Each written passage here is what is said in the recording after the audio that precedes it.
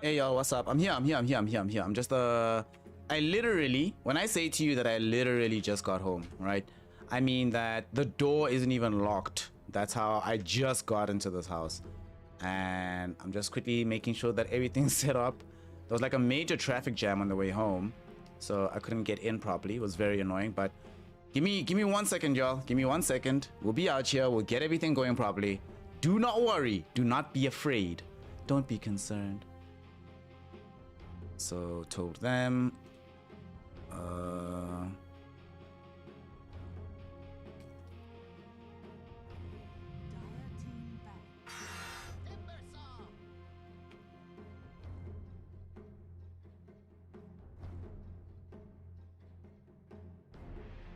alrighty, here we go. Ladies, gentlemen, and my NB comrades, let's get into this draft right quick.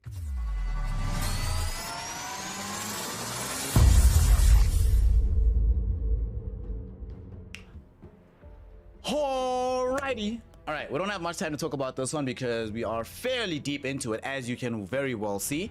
We've got ourselves Bates taking on the side of the HellRaisers. Very important matchup, this particular one, because the winner, right? Well, actually for HellRaisers, doesn't matter that much. For Bait, it also doesn't matter that much because mathematically at this point, right, there is pretty much no chance for Bait to emerge from these qualifiers. The only way out, right, the only way out they have is if in the subsequent matchup, No Marcy end up losing. So what happens, it has to happen, is that No Marcy must win no more games, Empire mustn't win another game, right, Khan mustn't win another game, and Bates must win all the remaining games. So highly unlikely that that's going to be the fate we are befallen with today. Oh, what's going on here? What's going on here? Hold on. I've been having some issues with Restream whenever I use it, so I'm just gonna quickly go all the way back to Twitch. Give me 1 second, y'all. Give me 1 second, give me 1 second, give me 1 second. But actually, now let's leave it. Let's leave it. It's worse to interrupt the stream while it's already going than it is to start it anew and afresh, so we'll do that testing later. For now, let's just hope that it remains stable as it is right now. Looking at the draft though, right, now that we have the stakes in mind of what's on the cards for both of these teams, the thing about these drafts, if you look at the heroes that are present right now, one team, they have access. At the very beginning of the draft, they made sure we get IO. The reason I think Bait is so insistent on making sure they have IO, generally speaking, I've seen Bait seem a lot more successful when they're the team that's able to play in one of two ways, either aggressively from the laning phase, or if they can create a 4 protect 1 draft for Violent, as in every hero in the draft is specifically geared towards assisting whatever hero Violent is playing on to do his best. In this particular case, it looks like it's going to be the Violent Kunkka or Violent LC. Okay, that's very interesting. That's very interesting. I would prefer safe lane LC of all these heroes, but at the same time, offlane Kunkka doesn't seem that great either. Perhaps they want to lane Kunkka into, like, you want to lane Kunkka into the Lina lane, right? But that Lina might not be mid either. I'm very confused actually about what Bait is doing right now. But I suspect it's going to be the LC going safe lane. IO Kunkka does actually seem like a fairly strong offlane duo. And then you have Disruptor LC in the safe lane, and Voco can play middle for Dendi. And I suppose for Bait, like I'm mentioning, they probably know that for them. So under those circumstances, you might as well do something interesting, right? Let everybody just play what they want, effectively. On the other side though, for HellRaisers, we see that for them the decision has come down to making sure they have lots and lots of good team fight. But above and beyond just having good team fight with the Treant Earth Spirit, they have some very good lanes as well. Like, their laning prowess here is going to be quite nice, I think. And I think that's where Bait has struggled the most, in games where the lanes don't look favorable for them. The only game we've seen them win was when they had incredibly dominant lanes, and the other 2 games where they came close to repeating that feat were also in scenarios where the laning phase went very well for them. Under these circumstances, it seems difficult. Looks like Violent is going to play the Kunkka in the safe lane. Also, it looks like today we don't have Velo with us. Unless Laguna is Velo. But it might have been just another role swap here for the bait lineup, getting somebody else into the 4 position. HellRaisers will opt to utilize their last pick by picking up the Watson Clinks.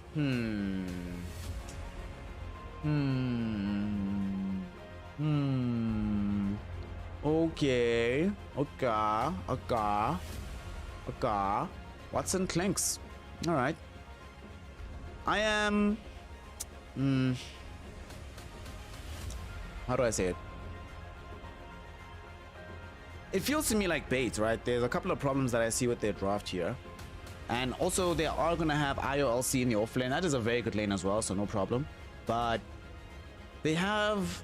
almost every draft that I see from bait, with the exception of the one that won, has the same issue. If you don't have amazing execution and very good lanes, where on earth does your damage come from? For HellRaisers, for example, you just need levels on Earth Spirit Lina, a little bit of farm on the Timbersaw, some farm on the Clinks, Bob's your uncle, you've got enough damage to win these fights. Here, you know, for bait, they do have LC, you've got Kunkka, Io's going to be helping out a lot as well. But it does need them to have decent lanes to get to the point where these heroes are doing lethal damage, not just bringing people low or trying to stun lock them. Violence is the only one that does damage naturally just by getting a bit stronger through levels, but everybody else, I don't know. These kind of drafts from baits I really don't enjoy watching, where the execution basis is so high.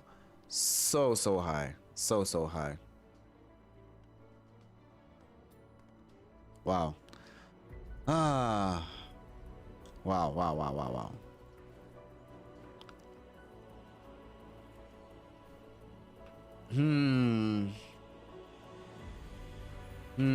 What do y'all think? So here's what we're gonna do. We're gonna open up some predictions right quick. And sadly, we don't have Jireen around us right now, so we don't have the exceptional prediction text. We're just gonna have some basic. Do you think bait is gonna win, or is it gonna come down to the HellRaisers? Have a small pause that's happening here at the beginning of this game, as is the, you know, it's Dota 2. A pause at the beginning of Dota. Wow, never heard of that before. The intriguing thing about how all of this is gonna pan out and play out is, I'm not entirely certain whether or not HellRaisers feel that they need to play this game quickly or not, right? Because that might also dictate how they decide to go into the lanes, the philosophy at that point in time. For example, you see this bottom lane, Malady on the Treant Protector with the Clinks on Watson. The two of them could quite readily mosey on into the bottom lane, just do their normal thing, you know, just try to farm up as much as possible, put pressure if they can onto the LC and the IO. Or the decision could be made that, well, we don't actually care about LC IO, just farm for yourself, Watson. Malady will come protect you when needed, but for the most part, he's going to be stacking camps for you to farm later with Burning Barrage. You just stay safe and we'll get richer later. Will truly depend on what the philosophy is going to be for them. Oh, snap. TV Hoff, what's good, fam? What's good? Time for some... yeah, bait Dota is always weird, Dota. We've pretty much not had a single game from them that just went according to plan. It's always something weird and bizarre out of this lineup. It's, yeah. It's bait, y'all. It's bait. Lol.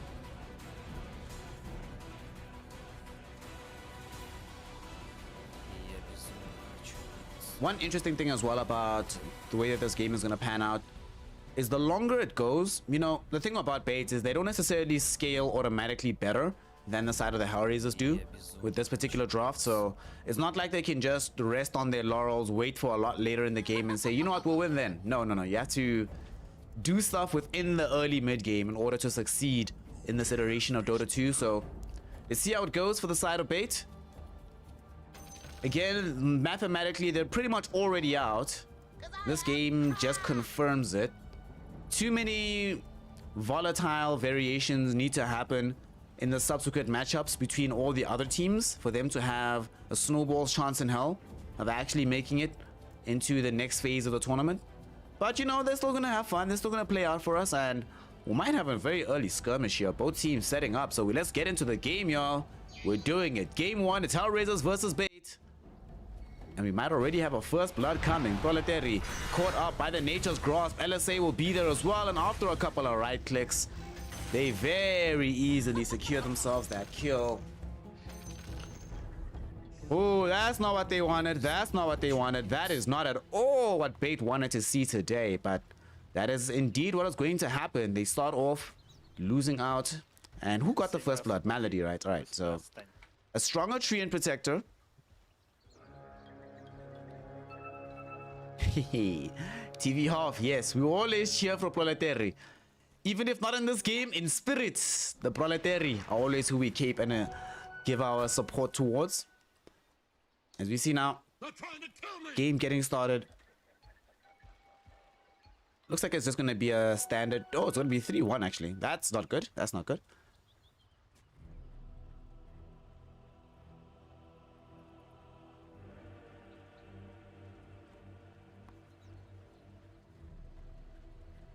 The problematic thing about losing out 3-1 on runes, it's one thing when you lose 3-1 runes, but you have the favorable lanes. But you lose 3-1 on runes when you have disfavorable lanes and you gave up the first blood.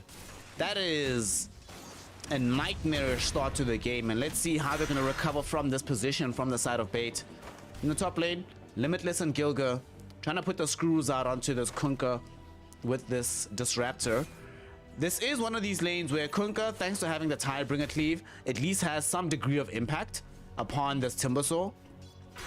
But at the same time, Timbersaw is going to have a very free lane here. The thing about Disruptor can't actually threaten Timbersaw with death. Yes, every now and then you'll tank a big cleave. Yes, you'll tank a torrent or whatever, but even if they drag you back underneath the tower, there's no threat to kill you. Which also means that Gilga, at some point, level 3 maybe, he'll feel that his presence in this lane isn't strictly speaking required. Provided he has access to a TP scroll, he can always mosey on top, provide a rolling boulder to interrupt a gank attempt. But I foresee this top lane going very, very well at the end of the day for the side of the HellRaisers. As we move towards this mid lane, Rebel versus Dendi. I mean, we've all seen enough Lina lanes, right, to know what's going to happen here. Lina's going to win the lane. Invoker won't die, but he's going to be behind on farm. I mean, we know what it is. Dendi knows what it is. Rebel knows what it is. That's why Dendi's doing what he can in these opening levels, because now we do have level 3 for Rebel. He's going to have a pretty phenomenal time here. Nice EMP burn from Dendi, though. Rebel will get a little bit of mana back here with the bottle, and there's a water rune down bottom to pick up, so not really inconvenienced by that EMP, but Dendi doing what he can. Dota 2 is a game of margins, so whatever margin you can open up for yourself, you better damn well take it. And then now we see down in this bottom lane, Watson and Malady playing up against a Laguna, so does not seem like Valor is around today. And Proletary, we believe in you. Even if Bait loses, we believe in the Proletary. This is the kind of lane where at Proletary, you know, you just, thanks to the help of the IO, you don't get completely zoned out of the lane. Between that and having access to the moment of courage, you don't die here, but you can't do literally nothing to stop Watson from farming. Actually, no, that's not true. You can do less than nothing. Watson just effectively ignores your presence. The best you can hope for is that he decides to waste some mana on you with the searing arrows instead of on creeps, but it's often too much to hope for. And of course, we're going to be having Malady drawing attention from Proletary and Laguna as much as possible when he can. On the other side of the map, though, we see that Gachi gets taken out by Rebel and Gilga. It came up into this high ground, presumably to either block camps or steal a bounty rune. Did he get the bounty? He did, but pays a fairly hefty price for it by giving up his life there. And the thing is, it's not just giving up your life, it's giving up your life with an assist to Rebel. That's not good. You'd never want Alina to have a good early game. Also gonna have the bottle replenished by Gilga going home. Might actually make an attempt onto Dendi's life here. Dendi needs to be very careful, but we'll just be happy to deny the water rune, recognizing that going down into the river itself, probably a bad idea. He saw Rebel getting procced up with the bottle refresh, so had to know for a fact that the Earth Spirit was nearby.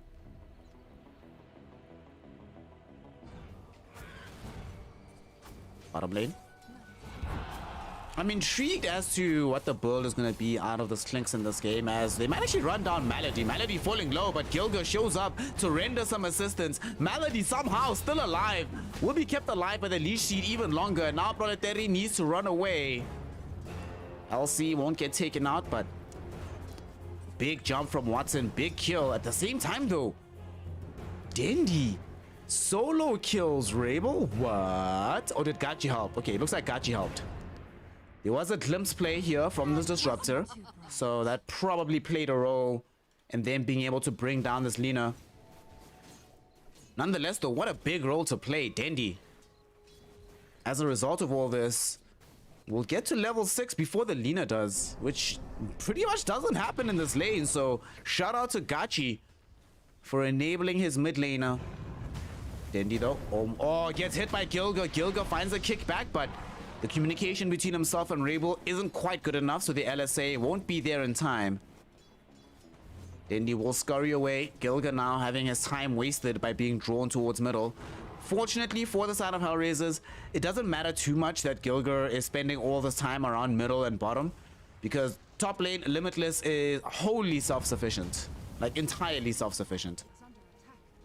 Speaking of self-sufficiency, Gachi, we saw him being able to dodge out a rolling boulder. Won't be able to dodge the right clicks coming out of this Lina, though. Rabel cleans up the kill on Gachi. Very nicely done there.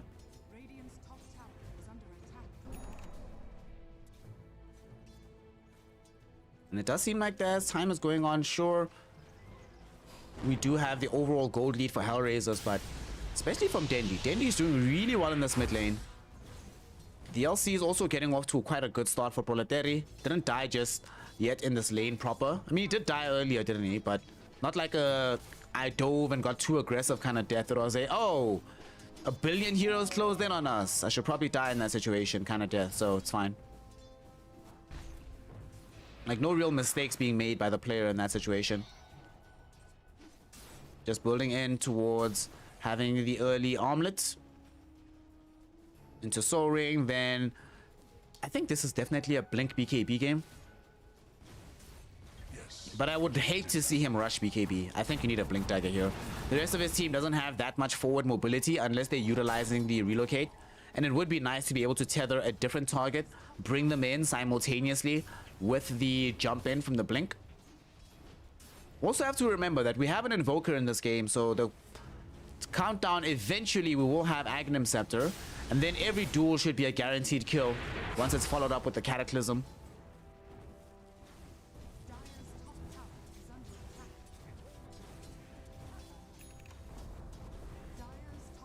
Limitless able to muscle through this top lane. Very little they can do against them here, so takes the tower. We'll be happy to just secure this entire lane, make it impossible for Bates to play on this side of the map, especially considering that if you look at their lineup, where is their magical damage? It's Invoker. That's it.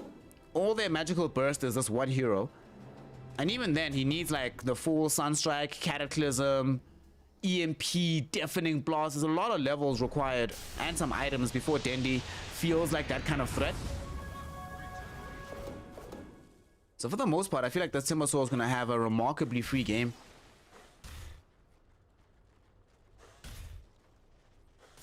Will of course help out a bit that he did do quite a bit to prevent Violence from having a good lane. So you see the net worth of this Kunkka is fairly low at this point in time. Is of course going to angle towards having this armlet for himself as well, but will be quite a while before there's any possibility of utilizing this armlet in a positive and aggressive fashion on the map. Oh, I say that, but he's CPing bottom. Proletary does want to utilize the duel. Io is already here. Violence coming up as well. And here we go. Duel. Oof, they can't get there in time. Violent doesn't find the vision for the X. The torrent misses. Proletary didn't get the duel, so Malary's fine. This is really, really bad. Violent. This is not a mid Kunkka that's rotating bottom. This is your safe laner. And to make matters worse, your mid laner is here as well. Dendi is in the jungle, also hoping to involve himself in a potential skirmish. However, it ends up not being the case, where things will just be kept very, very, very stable. The status quo will be upheld, and HellRaisers keep farming elsewhere on the map, whilst the tower comes no closer to falling. And remember, even if it did get lower in HP, With Malady not dying, living armor always available to prop it right back up to full.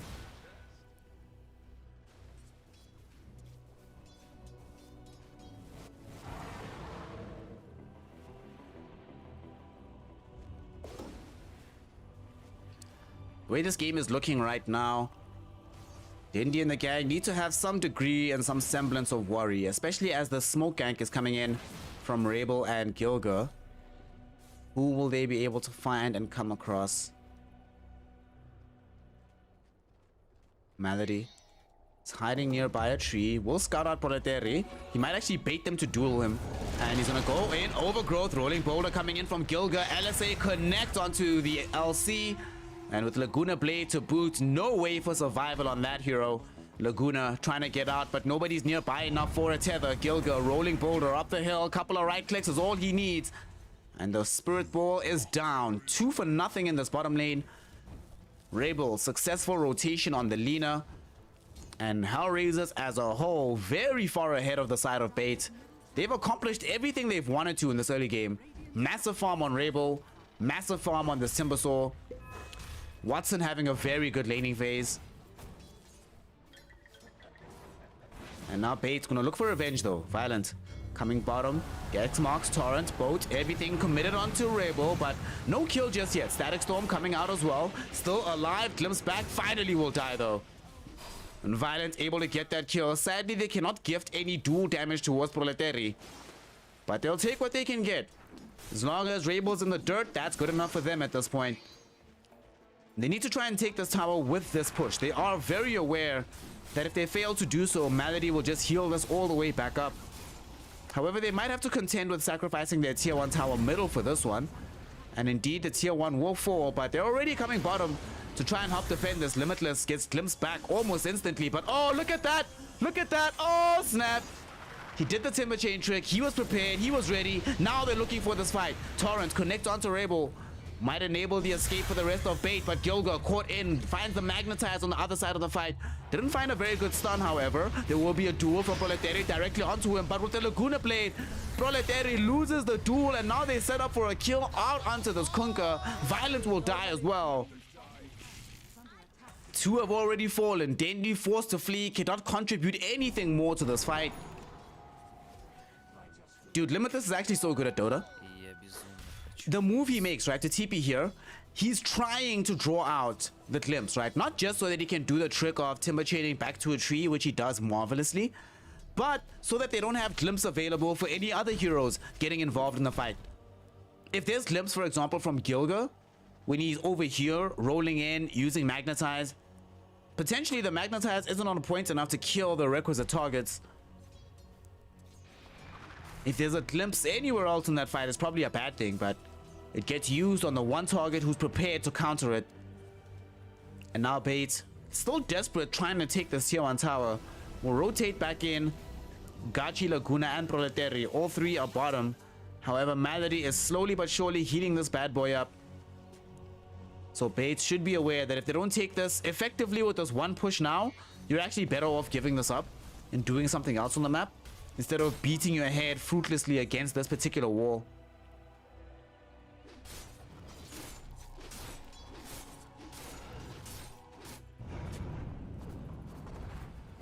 Now the consideration from Bait, with their most farmed hero being the Kunkka, who's still in no full position to fight in. Really have to figure out how to utilize these relocate ganks. I think going in for just straight on full team fights will definitely be a mistake at this point in the game. Unfortunately though, their vision control on the map doesn't allow them to play that aggressively with this IO. This is the only ward that they really have on the other side of the map. Everything else is quite defensive on their end, so they're gonna still play around this ward. Gachi and the gang come across Malady. Malady tossed into the air here. Static Storm gets committed just on the Treant. I mean, I suppose this is worth it, right? If Tree is dead, suddenly you can actually push for this tower, but Limitless already in position to try and make sure that that's not going to happen. A very difficult kill to try and bring down a level 11 Timbersaw, who does get Tornado dueled up right next to the EMP, but I don't know about this, y'all. Roll in from Gilga. They're gonna glimpse back Rebel, but Gilga drops the magnetize in the midst of the fight. They're still rolling in with the rolling boulder. Gilga drops another stone, refreshes the magnetize. Proletary is falling so low. Is he gonna die here? Chakram directly onto him. Proletary somehow still alive, kept up by Laguna. Bates do manage to bring down Gilga. After a very long drawn-out fight, the Earth Spirit does indeed die. However, to what end? Melody's already back healing this up. Limitless is coming back into the lane as well.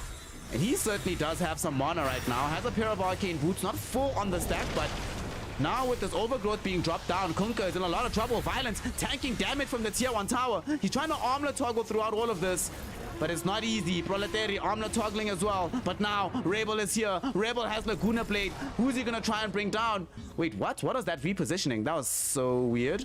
Okay. Somehow they force everybody away. Rebel looks for the Laguna onto Gachi. They do find that kill. I thought for sure Proletary was going to be the target that loses his life, but does stay alive. Gilga, not done just yet though. Wants to try and hunt out Dendi. Drops the stone, but doesn't have Magnetize, so just going to end up losing his own life there. A little bit too ambitious with the roll forward. Was potentially hoping to get the boulder smash onto Dendi backwards after Geo gripping him. But the placement of the stone didn't really help him out, did it? Yo, these armlet toggles were actually lit here, TV Half. They were pretty lit in this particular fight. It was awesome to watch. At the end of the day, though, Bates, despite being able to walk away with a significant amount of gold from killing targets that they didn't expect to be able to get away with, in particular getting Gilga twice in that fray, ultimately, it's a lost fight for them because what they really wanted was the tier 1 tower. Melodies keeps healing this one up. So now compare and contrast the areas of the map where HellRaisers can play. HellRaisers can play inside Dire top jungle, on their own half of the map, inside their own triangle, etc. Lots that they can do. Erstwhile Bait are still very limited into their normal farm routes inside their triangle and portions of this bottom lane, but until they can take this tier 1 tower, they won't have full access to this Radiant jungle. So they're trying their utmost to get it. However, between Limitless and Melody, pretty much impossible to let them have it for free. And now, it's not even going to be for free because they're going to take Proletary's life as collateral for keeping these towers alive. Laguna, poor Laguna, tried to set up there for the relocate to assist his comrade, but I think you're dead, my friend. You're coming back into a rough situation. Oh no, not gonna come back into the full tether, but at the same time, Violence is also in a very poor position here. Will they be able to kill him? Static Storm down. Will be protecting him for now, but the right click damage from Rebel is still there. Torrent though keeps Rebel from being able to jump forward, so he's still alive. Laguna though can't survive much longer because Watson showed up with the burning barrage and some searing arrows. More than enough damage to kill the Spirit Ball. However, the Spirit Ball did his job, kept Violent alive. That's all you have to do in this fight. If Violent lives, then Wisp has done his job, so it's okay.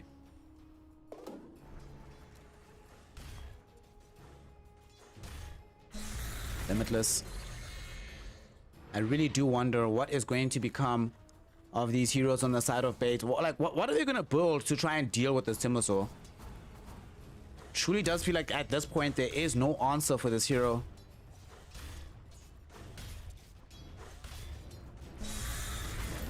Yesterday, we saw Bates play a game where they had a one-pick hero that the enemy team had no response for. In that instance, being the Medusa. Here, though, Limitless Simba. What can they do? Especially once he has Bloodstone. How do they stop a Bloodstone Timbersaw in this game? Honestly, I have no idea. It's going to be a difficult proposition. As Limitless clearing out this tier 1 tower down bottom. Malady, of course, is doing his job to make sure this tower's going right back up to full. Mid should be close to full and top as well. So they've suffered pretty much no structural damage on the side of HellRaisers. One of the big advantages of Tree is when you're able to take these towers faster than your opponent is, it's so much easier to control the map because you legitimately have more real estate to play with than your opponent does.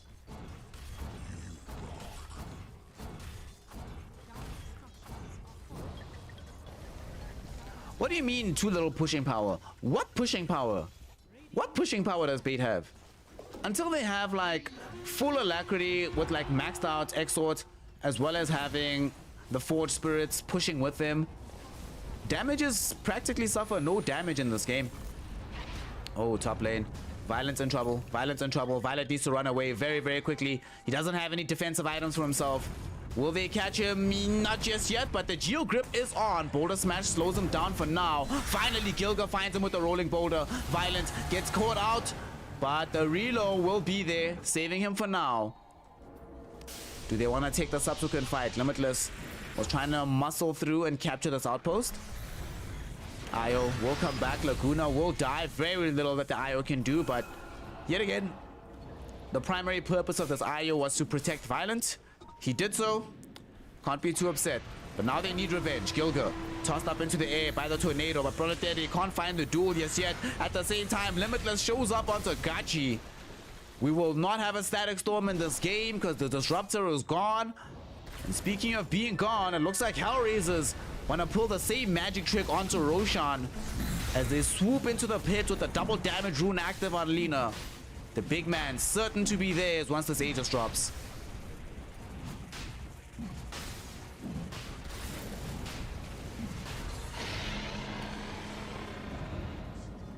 Nothing they could do on the side of bait.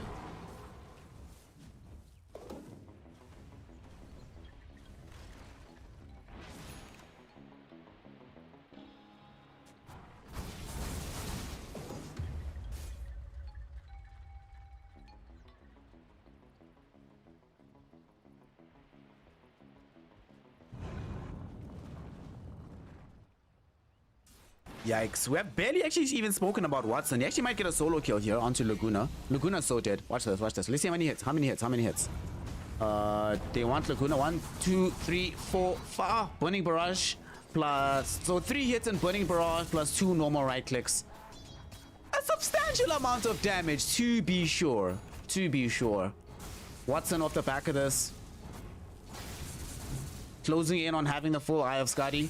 This is going to prove to be very detrimental for much of this bait lineup. They've got this LC using Moment of Courage. We've been seeing everybody using armlet toggles. Io has been trying to give them bonus HP with this Holy Locket and the Tether. Of course, we even still have this Invoker who has the option of utilizing the Soul Release on his allies. Sadly, once this full access to the Skadi is up, there's no point. And at the same time, Dendi almost died down bottom, but got saved at the very last second by Proletary, who gets the duel out onto Rebel. Rebel doesn't die just yet. Tornado, though, will it catch him? No, it will not. Reinforcements are emerging. They need to get out of here on the side of bait. Laguna gets out. He's gone. The Tether didn't take anybody with him, so he's isolated everybody who was left behind, which means that the original target, Dendi, will die quite easily. Gachi, who came in on the outskirts of the fight to try and help out, will only end up helping out the bottom line of Rebel as he dies, gives over the ghost, and more gold into the pockets of this Lina. Sheesh. Watson. All right, let's see. Let's see now. Watson. Watson, what's he got? One more hit. That's it. Woof. So now he can 4-hit him. He's actually killing him faster without Burning Barrage. That's crazy. Just normal 4 right clicks and he dies. Wow. All right. Yeah, Hoff. There is literally no direction for baits but up. You know? Yesterday we saw the inklings of them going further up with a 1-game win over the side of Khan. They couldn't maintain that particular posture, but you know, it looked interesting. Speaking of things that are interesting, look how quickly they're taking this tower, and look how quickly Gachi's gonna die here. Does get kept alive though, thanks to Proletary using the Aghanim shot with the press the attack, but it's only a momentary reprieve as he dies nonetheless. And now Proletary himself is in danger, caught inside the overgrowth and the chakra. No options to escape. Burning Barrage from Watson doesn't really connect onto anybody, and now Gachi gets a Static Storm over onto the Rebel Lina as well as the Watson Clinks, but at the same time Lina gets an LSA onto Dendi. No vision, however, will mean that they do not get that kill. However, Gachi might have just kept this entire game alive. Sure, they're going to end up losing this lane of racks no matter what. But if Gachi doesn't find that Static Storm, suddenly there is a very different game where Dendi probably dies. Laguna has no option in this fight. And look at what Limitless is doing. Happy to just post up in front of this fountain, knowing full well that they can do nothing about this. Look at that. I just want to watch him. Like, we have a whole team pushing a base here, and Limitless alone, by himself, is posted up. 21 Bloodstone charges, getting closer towards having Shivas. And the whole team is in the base, but they actually can't kill him if they tried. If they tried, all of them together would not be able to kill the Timbersaw. We're gonna have a duel at the very end, but it does not matter. GG's already been called. HellRaisers, secure in their power, secure in their conquest, they walk away with the game 1 victory.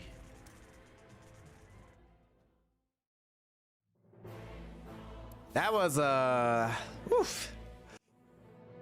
Well, that was a game. That was a game of Dota 2. Yeah. Wow. Oof. Yo, they got stomped, y'all. Jeez. 20-5. Like, what's crazy to me, right? Here's what's wild to me is the fact that we've seen a lot of really bad losses for the side of Bait. It's not like they've had an easy run by any stretch of the imagination. But even considering the games we've seen them play, this was one of the most difficult ones. It was, woof. This was just a assassination from the jump. One of the things that really made this game pretty much impossible for them to play out at the end of the day was that if we just examine the game itself, right? Look where the play was happening. Look which heroes were involved.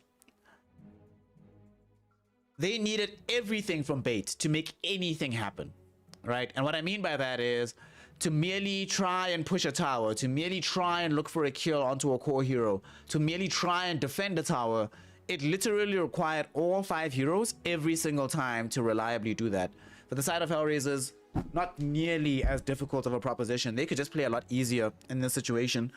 Like 2-3 heroes could accomplish things. Whenever they did bunch up as a full stack, it was impossible for Bait to deal with. I mean, let's compare these damage numbers, right? Look how low everything is from the side of Bait. Basically no building damage. All of it gets healed up anyway. Virtually no hero damage in the grand scheme of things. The only hero, right? So Dendi was their highest damage dealer. And the only hero he did more damage than was the Treant Protector on the other side. You just can't play a game like this. The Violent Kunkka didn't work out at all. Honestly, I think they might have had a little bit better luck having this LC in that particular position, but every single time, Baits, just, guys, get damage. Think about it, HellRaisers, right? Yes, they got a ton of farm, but they were able to kill heroes even before any items came online. And in the grand scheme of things, if I'm looking at their items, they're not that much, actually.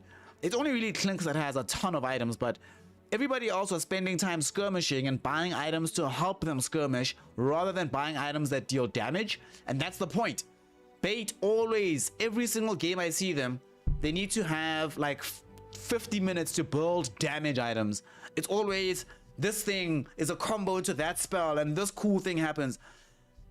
I don't want to sound like a scumbag here, but I kind of feel that if you're Bait, you're not a good enough team to play execution heavy drafts. You just aren't. You just aren't, right? You just aren't. I'm sorry, you just aren't.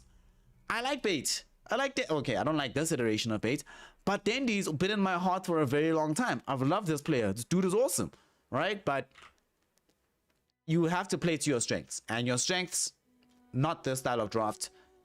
Every time we've seen them either come close to win or win, it has not been with hyper execution heavy drafts. It's been with heroes that don't need much to have a large impact in the game.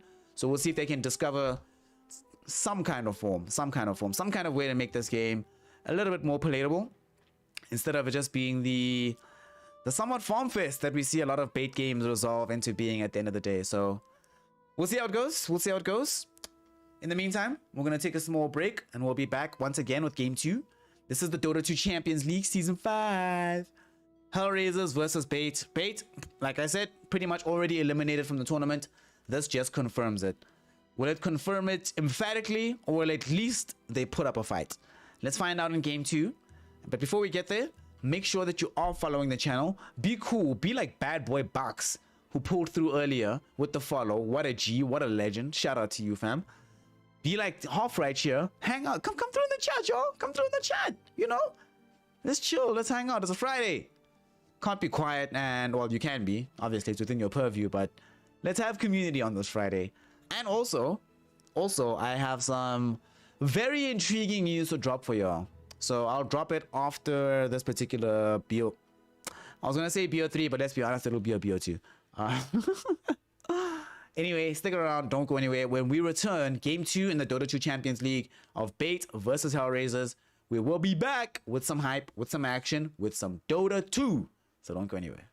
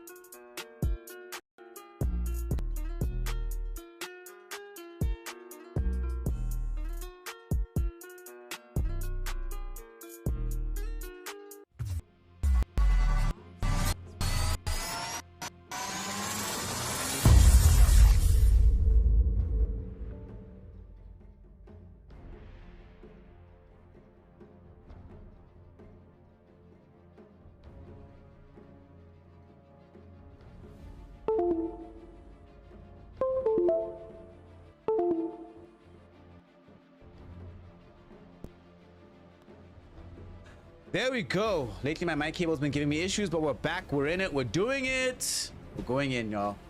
This is bait. It's HellRaisers. Bait is done. They washed. They cooked. It's over. Pretty much no chance for this team to be able to come back in a good stead. But you'll see me in a sec. You'll see me in a sec. Don't worry about it. Don't worry about it. Sadly, I kind of feel like what ended up happening in that previous game feels like it's gonna happen again.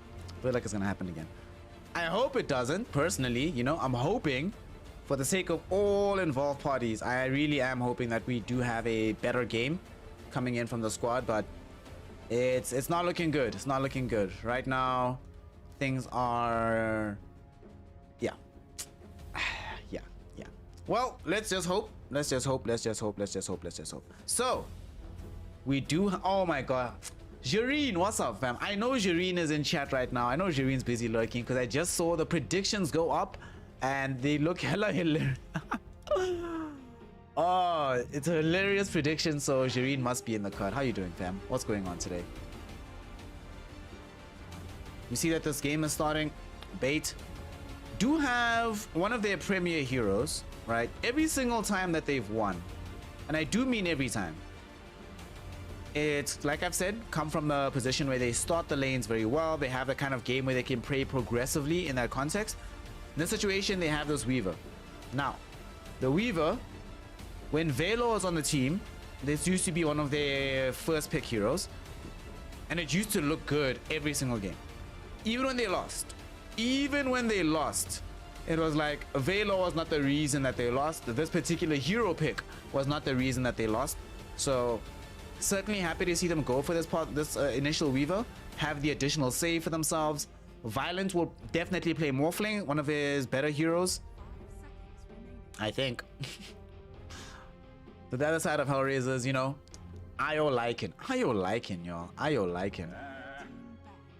This is not a draft where Bait is going to feel like, well, we've got a lot of time to play with. This is a we're coming at you draft from the side of HellRaisers. Having Lycan from one side of the map to push the tempo in terms of the creep pushing. We're gonna have some fighting prowess from whoever Io is tethered to. And of course, later on into the game, we could get to the point where Lycan does pick up the Aghanim Scepter. Wolf Bite on any of these targets who is a carry would help a lot. But who is it gonna be though? Who is that much vaunted carry gonna be?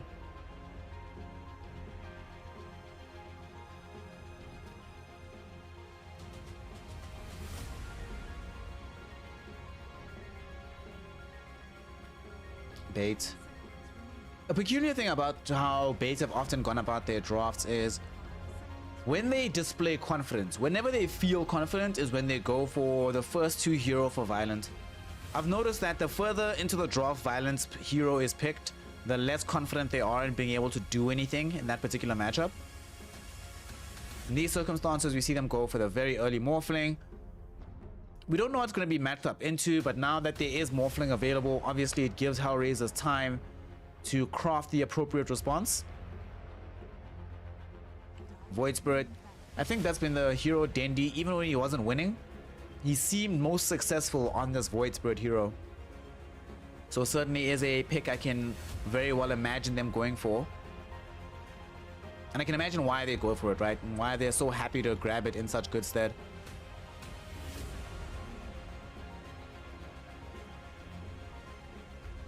Then we see from Bait, Storm Spirit banned out, Disruptor banned out.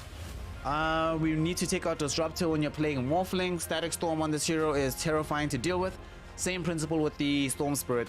Any hero that's gonna buy Orchid, not that fun to play into as Morphling as well. In fact, I wouldn't be too surprised if they banned out Queen of Pain too, or if they went ahead and left it in the pool, but pick a hero like Puck or something, so they have some kind of way to deal with it in advance. Or hell, even ban Quap and then still pick Puck for themselves. That's one of the heroes that Dendi has also been fairly successful on. Or vice versa. I can imagine Puck going and then Queen of Pain staying in the pool.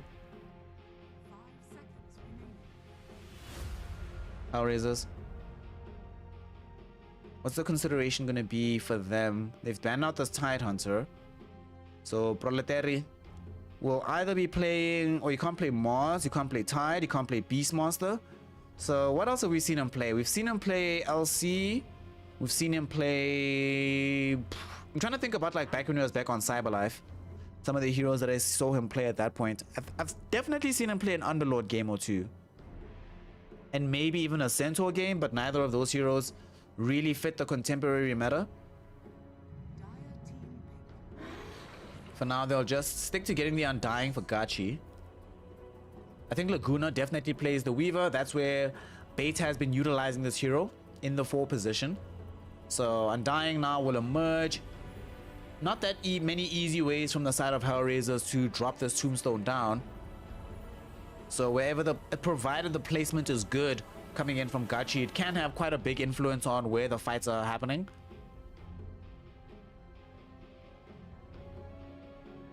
Also one of the better heroes in the laning phase against Lycan. I think that's probably the rationale here. Spam this hero out with the decay stacks.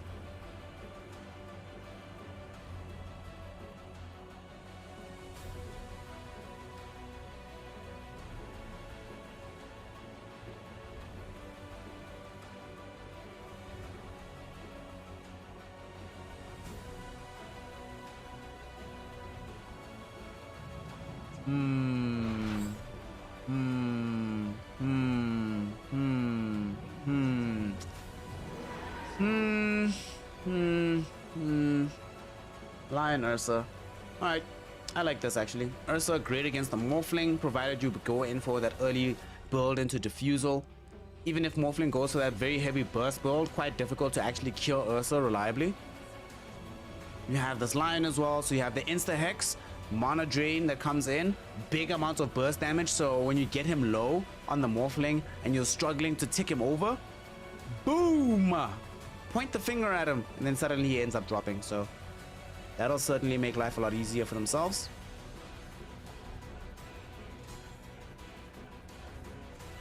Without a doubt, I imagine this has to be an Ursa game that he builds Diffusal, right? But I'm thinking that Violet might not have himself a good time. And another great thing about having this Ursa, I was talking earlier in the game or in this draft about how Bait have some degree of difficulty fully dealing with this Tombstone from HellRaisers, but now HR just run up, overpower, Tombstone's gone, everything's fine.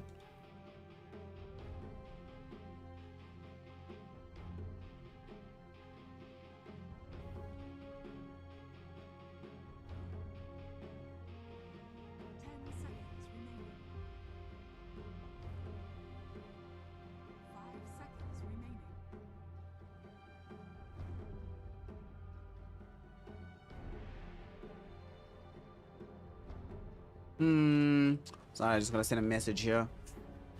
I'm not confident in this Broodmother pick. This Brood pick, yeah. Look, there's certain teams where they can pick Brood all day, every day, and I'm like, whatever. You should do it every single time, but I've seen nothing. The thing about Broodmother, right? I don't think Broodmother is one of these heroes that's just based off the individual skill level of the Broodmother player. I think the team has to know how to play around Brood as well. I've seen nothing from Bait to suggest that that is the case.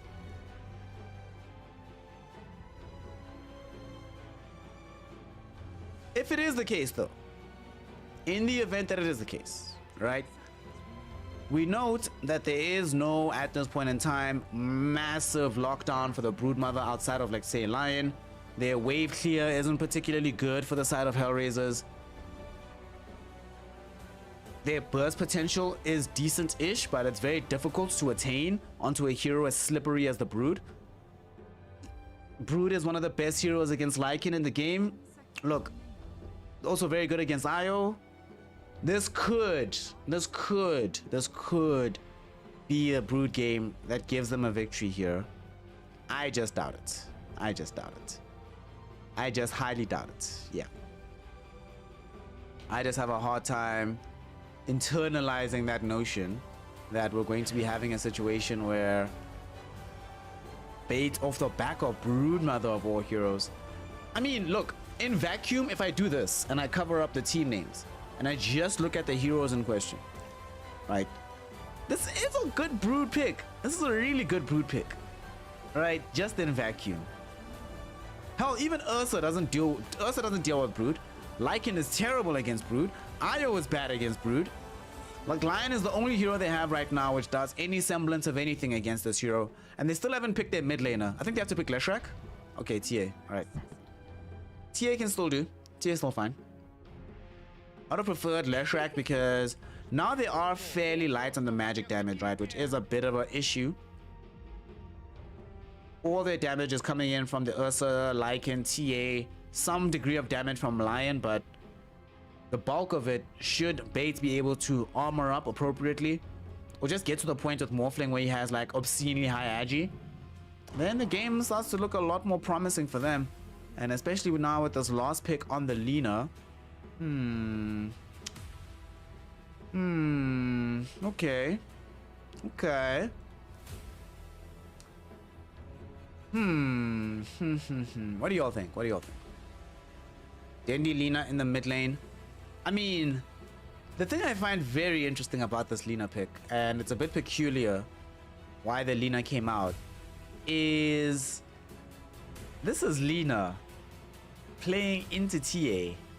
This is a bit of a surprise, to be sure, because the laning phase is not particularly the laning phase in the game is not particularly enjoyable for Lina versus Temper Assassin, nor against BKB carrying heroes in general, and Watson is absolutely without a doubt gonna buy BKB in this game.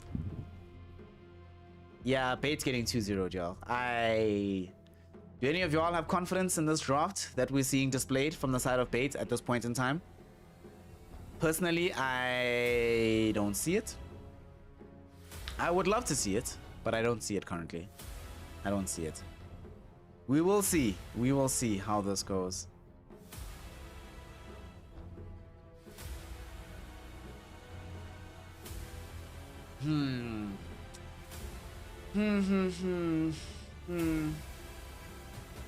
Yeah, HellRaisers 2-0. HellRaisers 2-0. Let's go. Let's go. 2-0, 2-0, 2-0.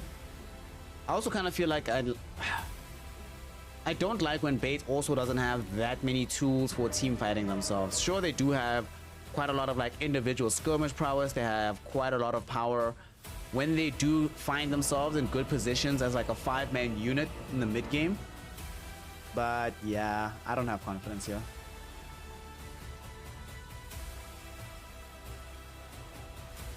So let's see how it goes. Laguna. A lot is riding on you, my friend. Feels like this Weaver sort of has to overperform here. Like massively overperform. If Laguna doesn't overperform and they don't have like early Aghanim Scepter, early Spirit Vessel available from this hero, yeah, it's difficult. It's very rough. Very rough. We'll see what they do. We'll see what they do, as this game doesn't seem like we're gonna have much time to talk about this. We're getting straight into this one. So HellRaisers versus Bait is game 2. Let's go! Rebel, Gilga. The gang is out here.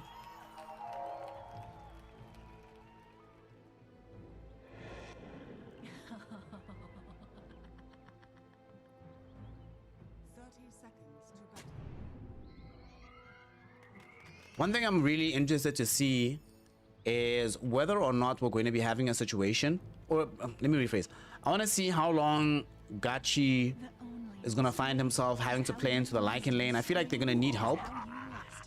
But honestly, let's be real. Let's keep it 100. Let's keep it a stack. All of this draft comes down to this Broodmother for Bait. Brood is doing well. You know, the game can be won. She is the one hero that has very few counters on the other side. Laguna sadly was unable to steal away that bounty rune. Oh no. HellRaisers starting yet again with 3 bounty runes. This time around they won't start with the first blood. However, hey, pain and suffering. Pain and suffering.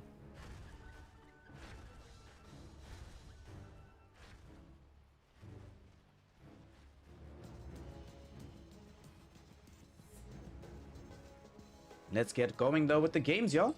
Let's make it happen. Let's make this vibe go. Let's just watch if Proletary. Let's root for the Proletary. Hope that he can come away with a dub here for this one.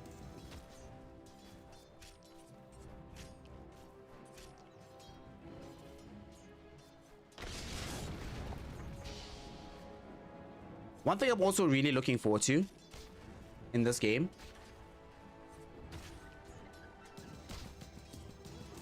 is whether or not Watson is actually going to be able to get to this very early diffusal blade. I really want to see them win, like, on the side of bait. So if they can delay that diffusal, therefore keeping this morphling as safe as humanly possible, it does give them a lot of space, a lot of time to try and eke out a victory here. Also, now that I think about it, this lane's going to be boring as hell to watch. It's a brood lane, dude. Brood lanes are brood lanes. Unless that lane is a kill lane, which this one isn't really, then I don't feel I'm going to see much action. Just going to be brood farming, Watson farming, Laguna and Malady harassing one another or the opposing carry. So don't expect much to take place in this top lane. Out here in middle, Rabo versus Dendi. All right, Dendi, enjoy yourself while you can, buddy. Enjoy yourself while you can. These early few levels, have fun, my friend. Have fun. Have fun. Not a fun game to play into TA as a Lina. Never. It's literally never fun. It's like the opposite of fun. Down bottom, we see Violence with the assistance of Gachi playing into Gilger and Limitless. Given the nature of this lane, there should be an ultimately free lane for the Morphling, with a lot of harass potential being flown out onto the Lycan itself.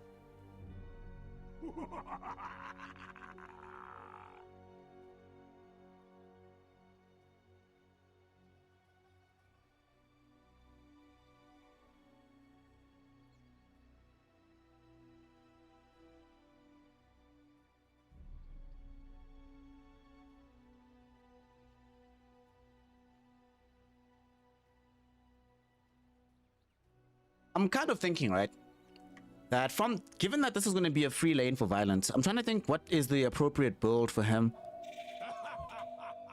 If he goes for the burst route, he'll only be able to realistically and reliably burst the IO as well as the Lion. You thought to tame the... However, if he goes for the more sustained stat like SNY/Manta Skadi route, then what ends up happening is that he winds up in the situation where he can take the more drawn out fights, but HellRaisers is also quite good at long drawn out engagements. Like, all of their heroes are like prefer to fight under those kind of conditions. We see Malady top lane, himself and Watson eat some swarm bugs, but Laguna's just saying hi, just saying what's up. Not really serious about this one. Not gonna have any major dives in either direction.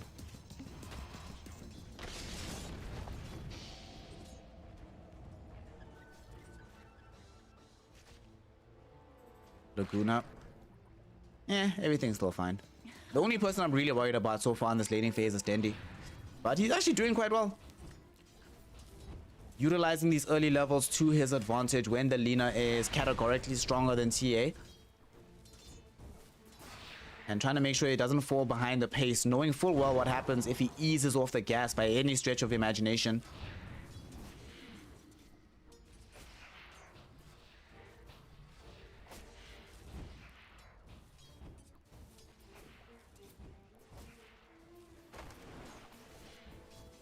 Rebel. Let's see. I'm wondering here as well, right? What's the build-up going to be? Well, not the build-up, but when does Dendi want to start rotating? Rebel, of course, wants to spend quite a bit of time still farming, but Dendi has a bit more responsibility in this game to move across the map, especially because top lane... Oh, Laguna and Proletari, they bring down Watson. What?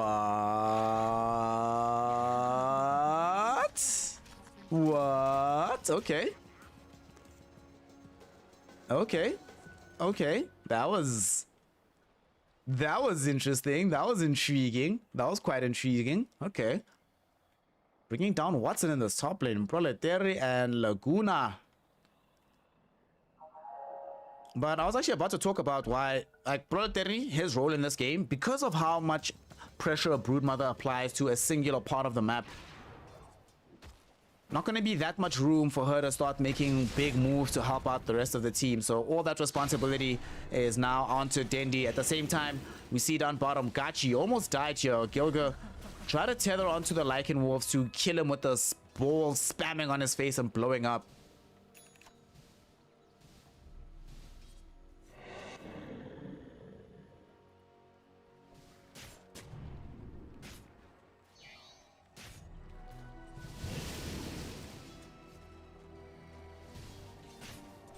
Okay, interesting early game right now. The way that things are going, the slower the game, the better it is overall for Bait. They don't necessarily want to be playing a very aggressive, hyperactive game. They're happy to slow things down, farm up where they can. Sadly though, Watson, even though he died earlier, still has a ton of CS. A lot of these will come from spiders though, so you'll see that his net worth isn't like drastically ahead of everybody else. It's just ahead a little bit. But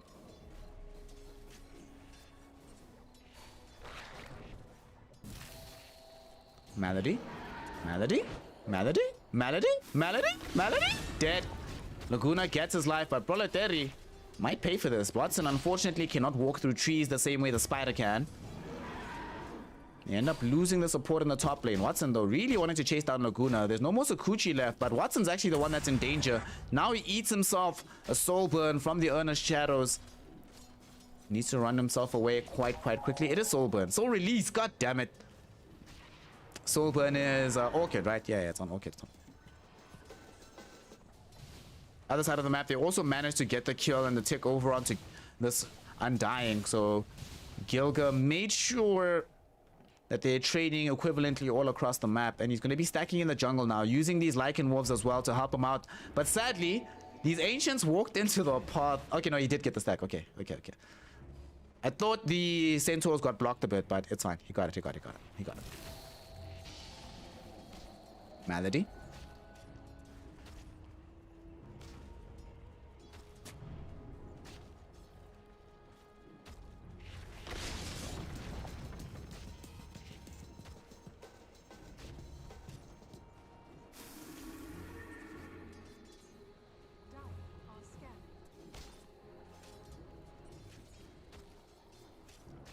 One thing I'm really considering at this point in time, right, is for HellRaisers, what is going to be their mid-game strategy? Because it's quite clear from Bates, obviously you get Dendi quite a bit of farm. He picks up like BTs, BKB, then he can start moving around the map, making fights happen for his squad. But it feels like for HellRaisers, they still want to wait for a couple, like an item or two before they feel comfortable doing anything.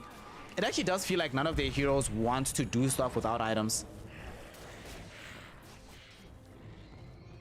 Everyone's waiting, like Helma, want Vlad's, Helma the Dominator for the Lycan or something. Oh, Gilga, is he gonna die? Yes, he will. Dendi takes him out.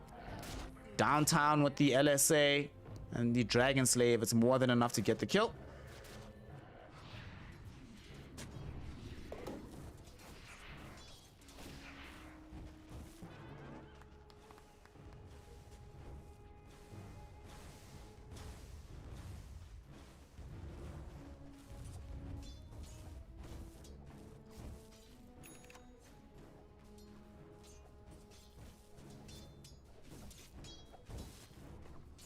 One thing I'm loving about how all of this is going as well is the fact that the HellRaisers are also refusing to just, like, they're not getting sucked into the Bait pace. They're like, oh, okay, we have some losing matchups in some lanes, cool, we don't really mind that. Watson's gonna keep farming close to tower. We're gonna keep using Gilga to get some more creep stacks for ourselves. We've already unblocked the blocked camp on the Ancients that Gachi tried to prevent us from having, and we're making sure that, yes, we know that this Lina and this Morphling are getting all the farm they want, but they're not getting it at our expense. We're also getting farm on the heroes that are in those lanes.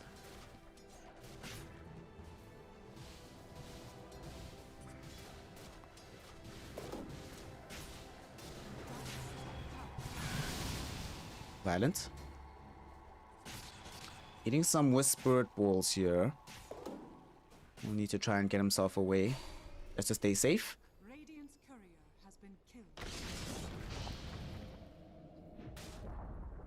And now, dude, this is not good. HellRaisers are getting Bates to chase them around a little bit. LSA, nice onto Malady. That's going to be a kill. But they're getting them to spend a little bit of time chasing them instead of just farming purely for their own regard. We've seen, for example, Violent spend quite a bit of effort harassing back Limitless. He is above him in the net worth, but the two of them are fairly close as a consequence of this. One bright spot though, Proletari just took the tier 1 tower in the top lane. It's an area of the map Watson won't be able to play anymore. Needs to back off right now. Violent. Violence? Violence? Okay. The thing is, there's so little lockdown on the side of HellRaisers that until they get like the Blink Dagger on Malady, it feels a little bit difficult for this Morphling to actually die.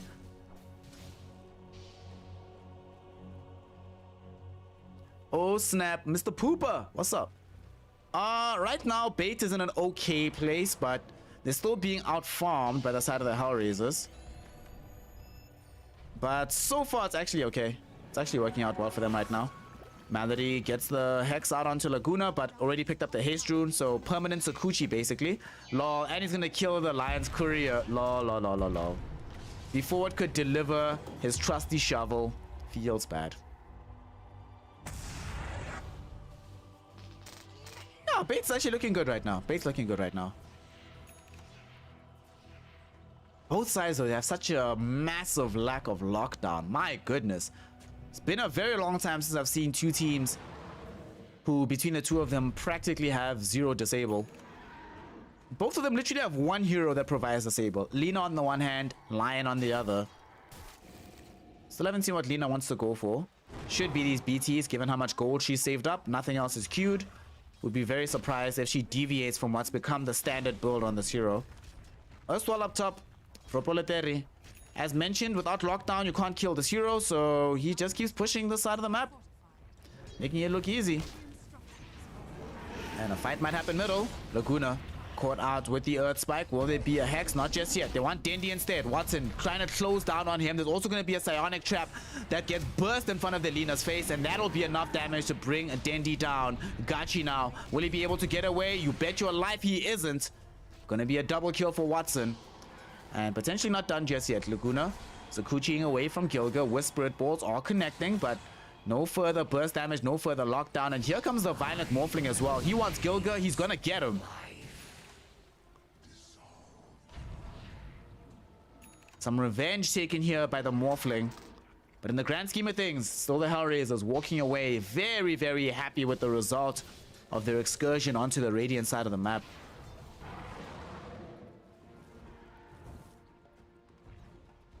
Still though, the big hero is this Broodmother. This is the winning hero. This is it. This is the win and lose condition. And thus far, it's looking like a win condition for the side of Bait. Tier 2 towers already fallen. He secured them an outpost, so they will have the bonus experience. And what's crazy is how early he got this outpost. We're not even 15 minutes into the game, and we've already seen them claim a tier 2 tower in the top lane. And nobody can come play this area right now. I also love the fact that Proletary is going more for this util build, not just going for like Orchid straight up or whatever.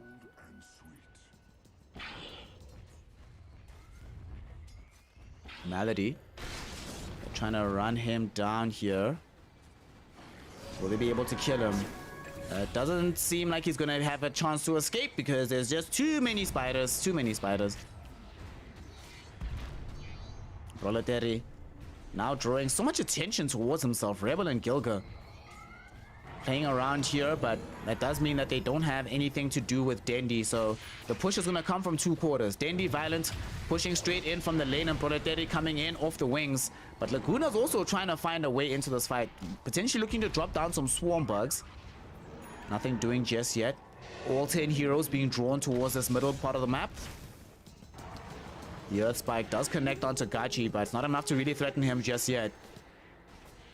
Nobody wants to commit all in and run the risk of losing a fight that you can't afford to lose. Watson's finished off the early Diffusal Blade. Despite the phenomenal start of Proletary, not much you could do to prevent this from happening. And the Diffusal is good against multiple targets. Dendi is going to suffer from this, so will our Morphling, and we see already, wow! Howl, Feral Impulse, right-click damage from Ursa, easy kill. And now Laguna gonna find himself getting brought down by Malady's Finger of Death in the mid lane. That was crazy. Dendi definitely thought he had a little bit more time to survive, but the damage output just obscene at this point. And what a reveal from Watson. Literally only got that Diffusal Blade 30 seconds before that fight, but unleashes it to get the important kill onto Dendi. That allows them to claim the tier 1 middle. Limitless almost has enough gold for the full Helm of the Overlord. Are you kidding me?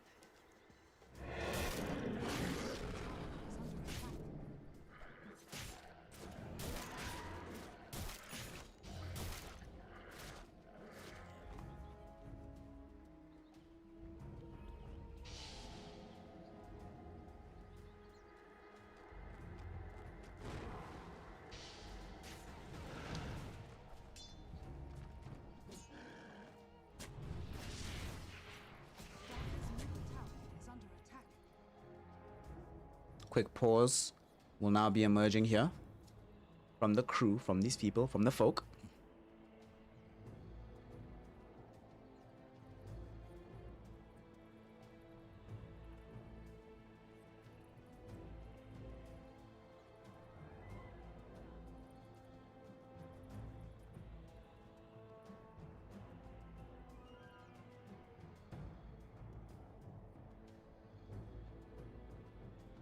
Just got a quick pause here as the two teams waiting for Laguna to reconnect into the lobby so he can continue.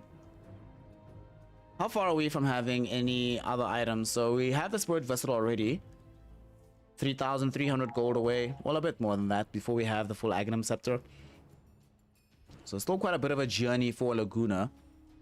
Still though, doing quite well, especially relative to all the other supports in this game. That being said, Malady is closer towards the key item than what he is on the Weaver. Just 1,000 more gold and we have Blink. If they can get a pre-20-minute Blink on this 5 position on the Lion, that would be pretty lit. It would be pretty awesome. Of course, they'd love that particular outcome. What? 5 men? What? He better mean 2 men. He better mean 2 men. There's no way he means 5 minutes. Nah. That's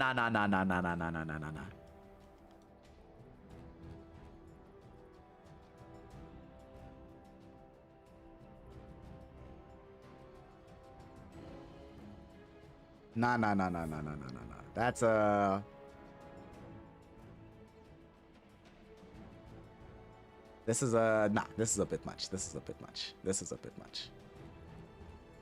We refuse to accept a 5-minute pause. No.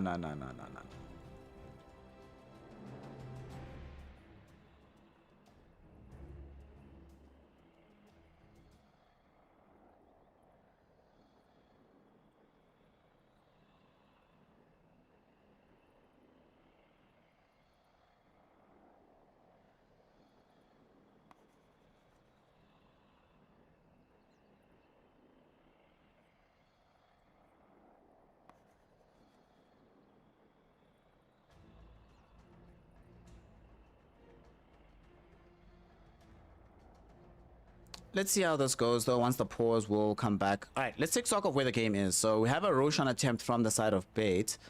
They have a medallion on Gachi. Violence is here with his Falcon Blade, Yasha, ready to throw out the right clicks. And it seems like he is going to be angling towards having a Lincoln Sphere, an E-Blade, and then probably turning this Yasha into an SNY down the line. I don't really see what Manta gets you all that much, so SNY seems legit to me. If they get this Aegis, the Aegis will be nice to attain before Watson can get a hold of it.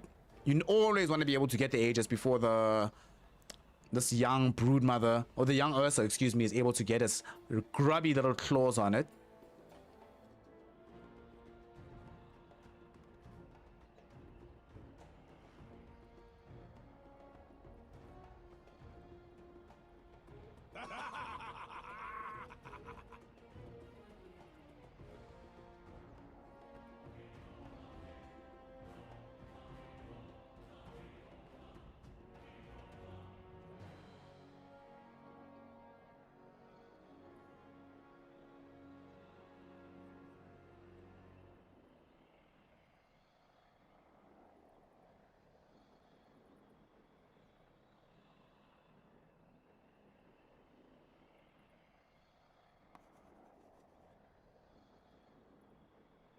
I'm kind of curious here though. Do HellRaisers know about this? And even if they do, provided that everybody is actually alive, I feel like actually Beta has a better and easier time fighting around the Roshan pit. They don't have really an answer for Tombstone unless Ursa is able to get on top of it. So if they could potentially get a high ground Tombstone somewhere, doesn't necessarily have to be on this high ground, but hell, it could even just be right here next to the pit. Suddenly it becomes a lot more difficult for HellRaisers to approach there. LSA can connect on multiple targets. It's not that easy to relocate in this tight area.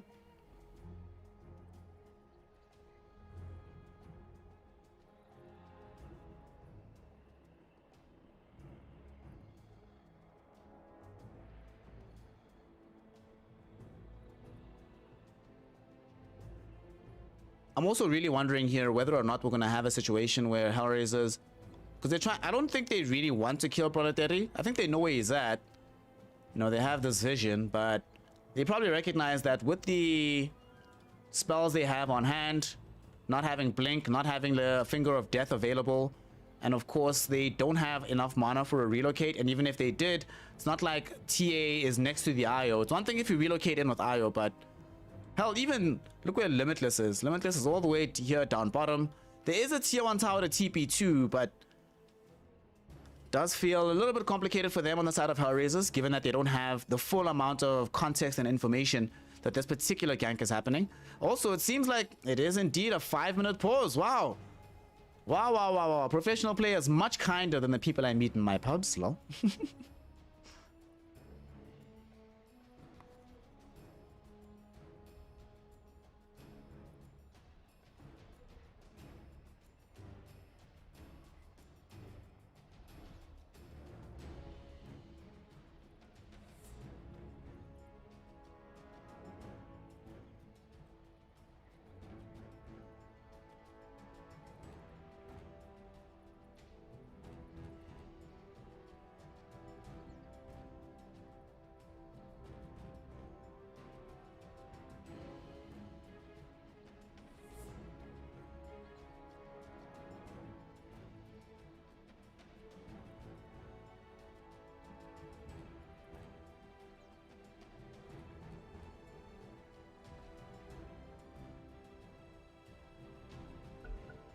Finally, we're back. Jeez.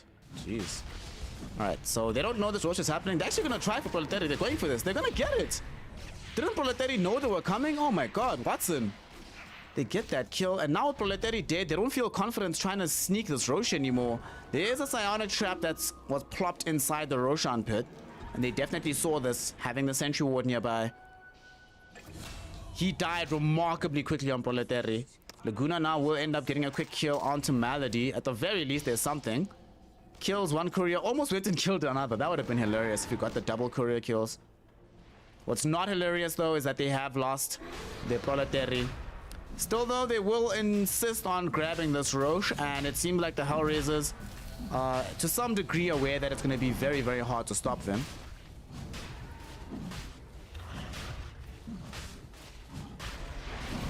They're going in, you get the Aegis, they got it for violence. Gilga also almost loses his life, indeed will end up doing so. Watson does get revenge by taking out this Undying. Rebel trying to close in with Limitless and Watson. Can they get violent? Yes, they can. They take away the Aegis.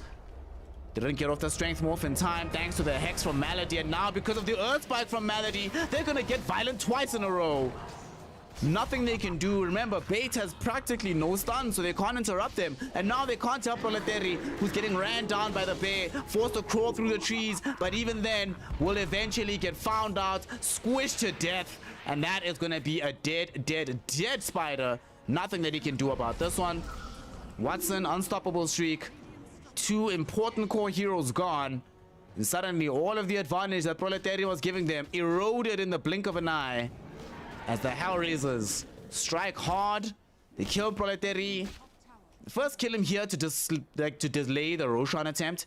Then they kill him after the Roshan attempt. Then they take away the Aegis as well from Violent. Relocate top. Violent, are you gonna die again, my friend? You've already waveformed. No. Game is hard. Ah, that's it. GG. Gilga. Oh, snap. God, snap.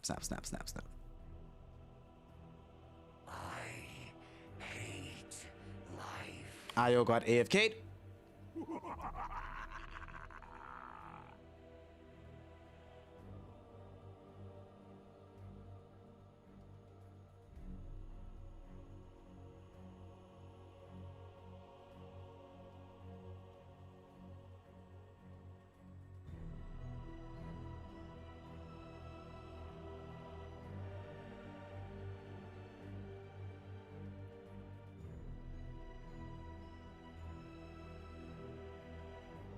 So he's back finally. Hold on one sec, y'all. I'm sending. Yo, trust me, you know these slight interruptions. I'm sure y'all can hear that. You know, one of the rare times that the game doesn't have my full attention. Thank God I'm not being paid for this. But trust me when I say after this game, I'll tell y'all why. But it'll be secrets. You can't repeat them elsewhere. Reload is gonna take Gilga as well as Rabel back towards this mid lane. Rabel is so farmed right now. Gonna get the kill on Gachi. Solo kill. Super easy. Barely an inconvenience. Just blinks on him. Takes his face off. Oh boy. Oh boy. Oh boy. Oh boy. Oh boy.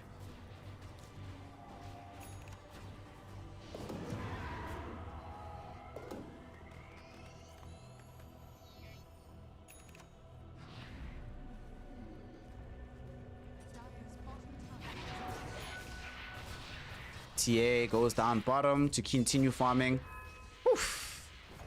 This is just pain and suffering, Simon. Not just pain, pain and suffering. And it might get worse. Bates decide to smoke up, but I'm not sure they're ready for this. Denny doesn't have any other item besides the BTs. Gachi only has this medallion, you know. Violence is only sitting on a falcon blade with Yasha and a morbid mask. Where are they going with the smoke? Like, they just smoke to get out of their base? What was that? Did somebody pop the smoke by mistake? I don't know what happened. Either way, it's a used resource that is not easily replenishable.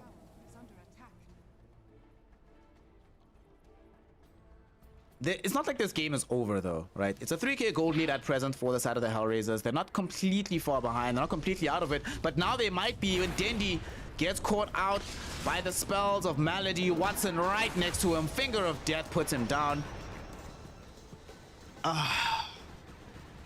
Pain and suffering. Actually, hold on. Where's my sound? I have the perfect sound.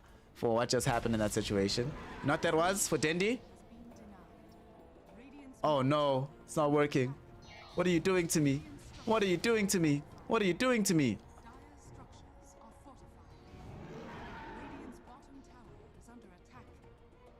Lol. Bottom lane gets taken out completely by the HellRaisers. They woof, Gachi. Woof. Woof.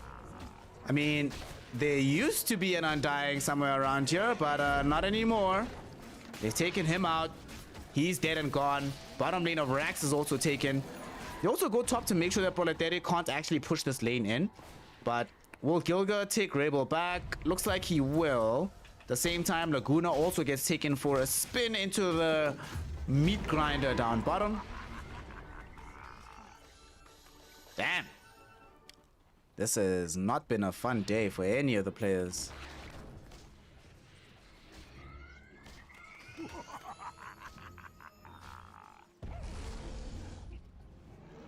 Really do feel like at this point, kind of the only thing that can go good, like, you know, because everything's just going south. That's the really sucky thing about all of this. The only thing that can go a little bit better is if they can at least take one fight. That's all I want. Just one fight, y'all. Just one. Just give me a fight and I'll be happy. As we see the HellRaisers securing themselves yet another lane of a tier 2 tower. 2 lanes taken. Full lane of Rax already claimed down bottom. And they really want to set up for the Rax middle. Rabel looking towards Gachi. Gachi so rips to stay alive, but it will not matter. Rabel is just way too strong at this point in time. The tombstone gets dropped on the higher ground, but to what end? We know that it's going to get destroyed in a minute. Rabel takes the bonus gold off of that. And now they're just back in on pushing the tower. Not just that, but Malady got the Hex out onto Violent, taking a lot of damage though, will end up losing his life. Violent stole the Lion form to get the Hex of his own, proving how useful it can be. Does allow him to get a kill, but at the same time, Proletari died in the top lane to Watson and Gilga. Watson and Gilga now back, but they jump into an LSA. The LSA will allow them to kill Gilga, but Dendi will fall for this as well, as Rabel is there with the right-click damage. Him and Watson turn their attention immediately towards Violent, who will lose his life on the Morphling. Laguna almost died. He did manage to get himself back away, but Dendi has seen enough. Dendi's done. Dendi is out. That is all. That is it. GG. Well played. The HellRaisers absolutely demolish.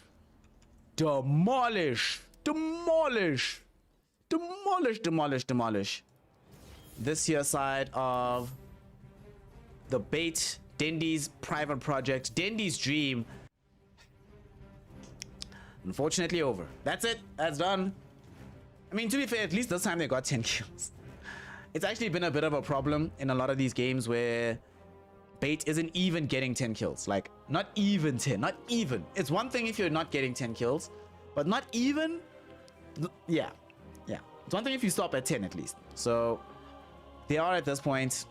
HellRaisers wash them over 2-0. You know how many games they've lost, Bait? Bait has now lost 7 games. Now, before it was like a mathematical certainty that they were going to be out, right? Or let me say, no, not even mathematical. Let me say it was a statistical certainty that they were going to be eliminated. Now it's a mathematical one. It's literally no chance. It's not possible for Bait to emerge out of this tournament into the playoff bracket. So unfortunately for them, we gotta say goodbye. We gotta say goodbye. This is the last time we're gonna be seeing this team right now. So Bait is gone. They're finished. They're over. Their journey will conclude here. Obviously, they still do have 2 more games to play, but those 2 games, even if they didn't show up, wouldn't change anything. Literally changes nothing. They are completely washed. 21 minutes in this game. Wow. Yeah. 21 minutes, y'all. Do you have any idea how fast 21 minutes? 21. Yo. Woo! A rough game.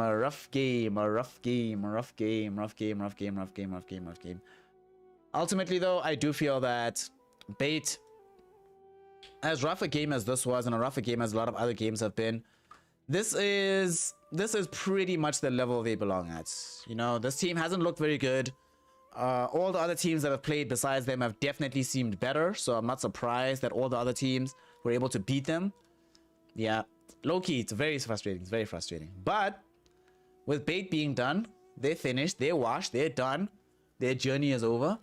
There's not even much point analyzing this game, right? We all saw what happened. Firstly, okay, actually, let us do that analysis a little bit.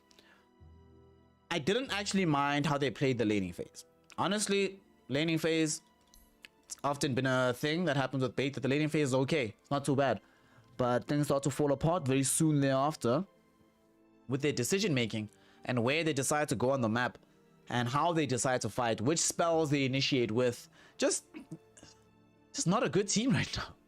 I don't know what you're on. It's just not a good team. It's not a good team. As testament, I think, to the fact that they're not a good team is the fact that we've seen Dendi chop and change members of this team pretty much every other day, right? We started at the beginning with, it was him, Velo, Violent, Baby 3-Piece, and Gachi. Velo's not here today, and I think that's the first time he's not here.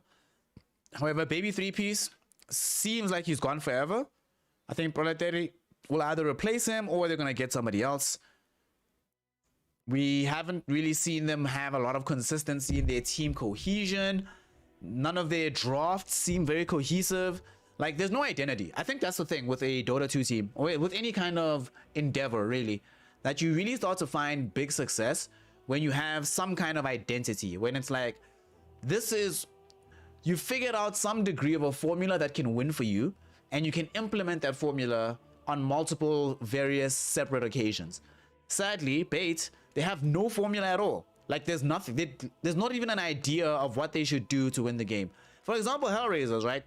There's a formula here. We've seen this kind of win before, where they're like, you know what? Watson, what you want? Oh, big, beefy, right clicker, cool. Here you go, bro. Here's your morphling or whatever. Yeah. Hold on. I'll be right back, y'all. One sec.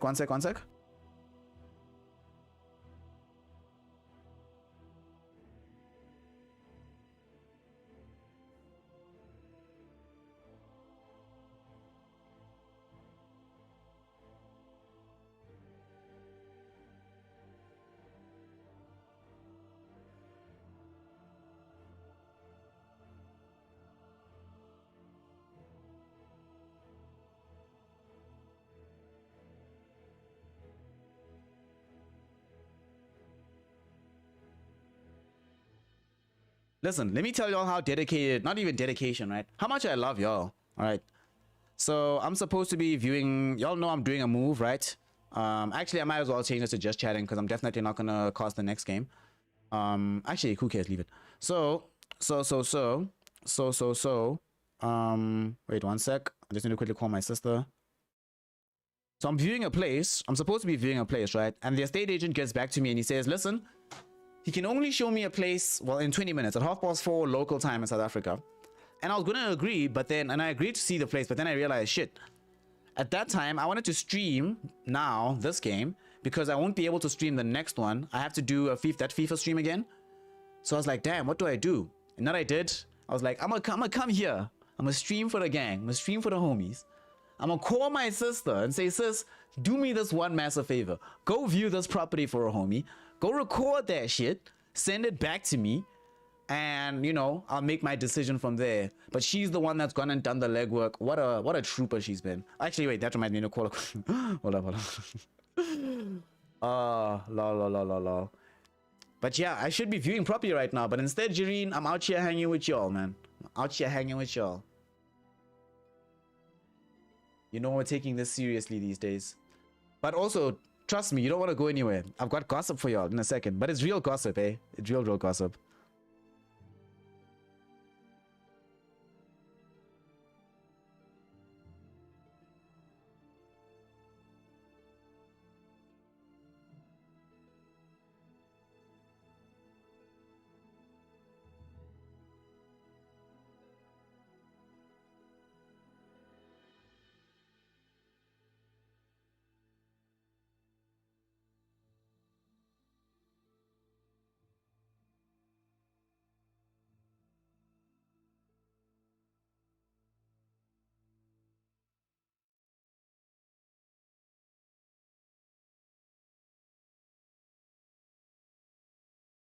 All right, we're back. Sister's on the way. She's gonna do the right thing. Listen, y'all. Listen. Woo! Let me drop some dime on y'all. Let's make sure there's no interlopers, no one here to snitch. So check this out, y'all. Y'all know that I've been on this journey, right? Wait, don't I have a big screen filter here somewhere? Damn. You know, I sometimes just like get carried away. I made the mistake of getting rid of all of like the screens that have me like in a big fashion. Cause I was just like, yo, one day I was just tilted, yo. I was just really tilted. I was like, whatever, screw this. All right, so here's what we're gonna do instead. How are we gonna do this? Yeah, okay, hold on. One sec. Like this is deep enough gossip that I'm prepared to do this. I'm prepared to go all the way in. Even gonna change scene collections, y'all, for this hype. You know, y'all ain't even ready, bruh. But I don't know which scene to go to. Honestly, sometimes I hate OBS. I'm keeping it 100. I'm keeping it a stack, right? I actually legitimately with zero reservation, right? Unironically despise this application at times. Like unironically, it's really, yo, I'm really mad right now. Doesn't matter, it's all good. We are in a good mood for a reason. You'll hear in a sec what that reason's gonna be.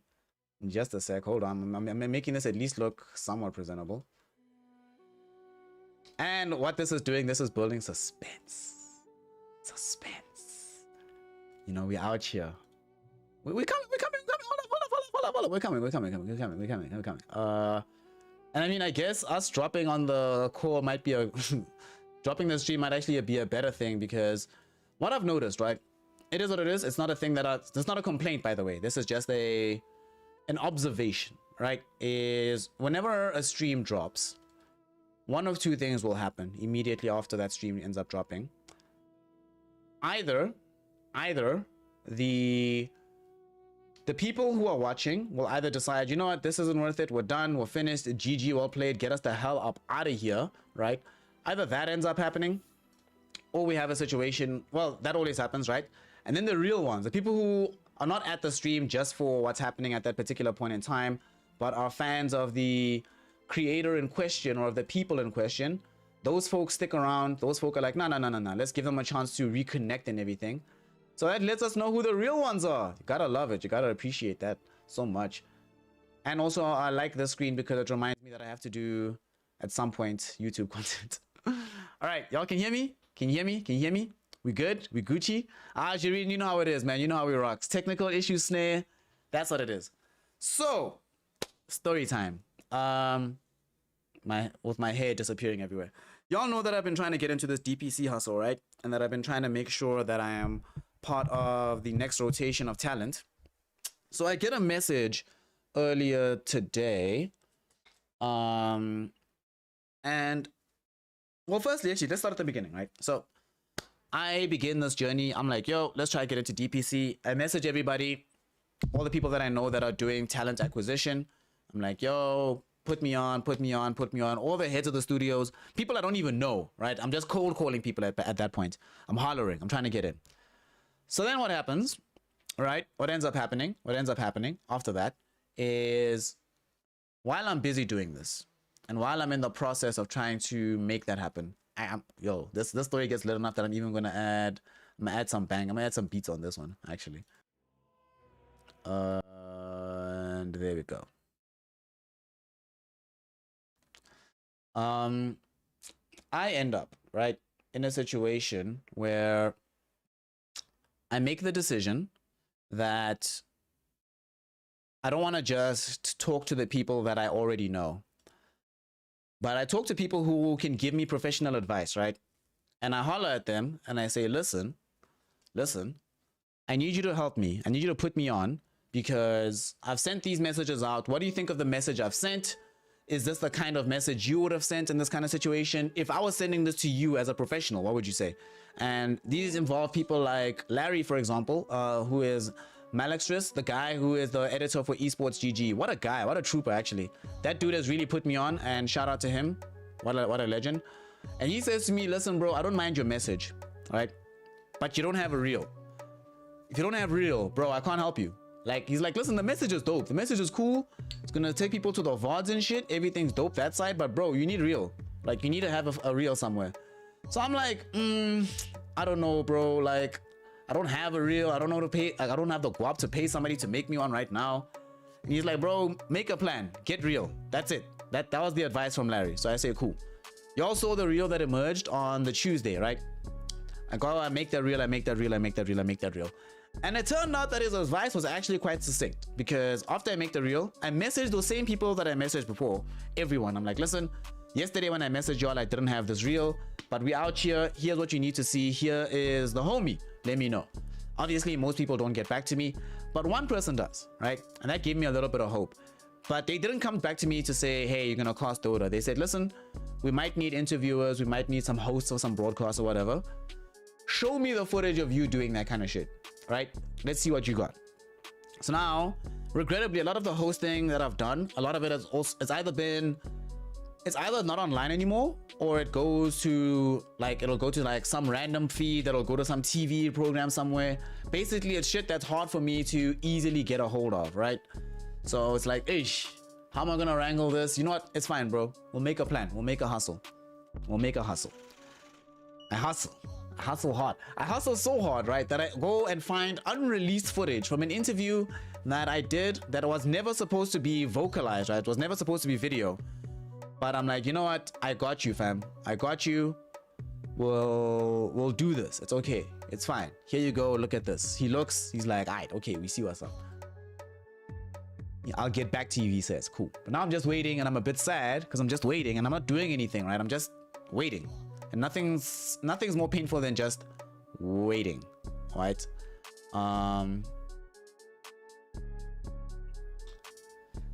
So hold on. Damn, I actually have to respond to this message.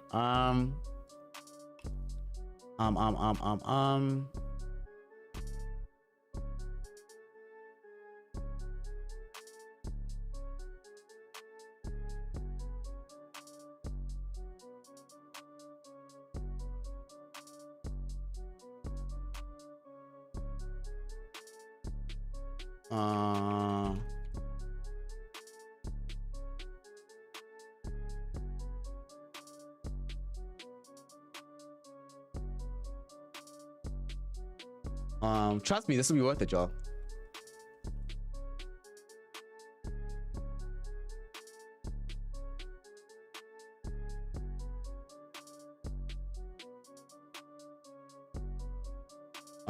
Green screens and shit.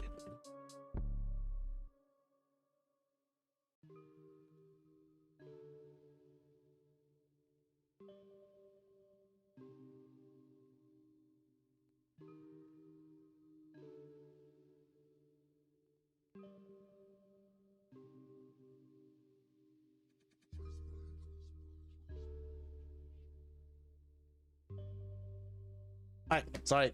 So now I'm just chilling, right? I'm just chilling. As you all know, I get load shedding all the time, and that's why yesterday we couldn't do Creep Wave versus Brame. So sad. I watched that game. That shit was awesome. But yesterday, I'm like, you know what? Whatever. I don't sleep a lot, right? I decided to get an early night of bed last night. I cooked for myself, did the things, cleaned the kitchen. I go to sleep, right? While I'm asleep, there's a Discord that I'm a part of where one of the organizers who's organizing DPC for NA and EU for ESL, they show up and they're like, yo, here you go. Who's on? Who do we put on? Right? And I was asleep. People were calling me. I'm gonna show you the missed calls on my phone. People are like, yo, Snare, wake up, bro. We don't know what you're doing. Get up, respond to this message, my G. What are you doing? But I'm chilling. I'm sleeping, bro. I wake up this morning. I see this shit. Yo, I go crazy. Because you know that meme of while you were sleeping, I was chasing dollar. I felt like that because I was like, shit, why was I asleep? Could have gotten in immediately. So obviously I messaged this person instantly. I'm like, yo, you need to get me in here. You need to get me in here. Here's my reel. Here's my VOD. Here's everything. They say, "Aight, dog. We'll check it out. We'll let you know." Ish, I'm a bit bleak now. Then they message me back. They're like, prospectively, would you be available on these and these days? I'm like,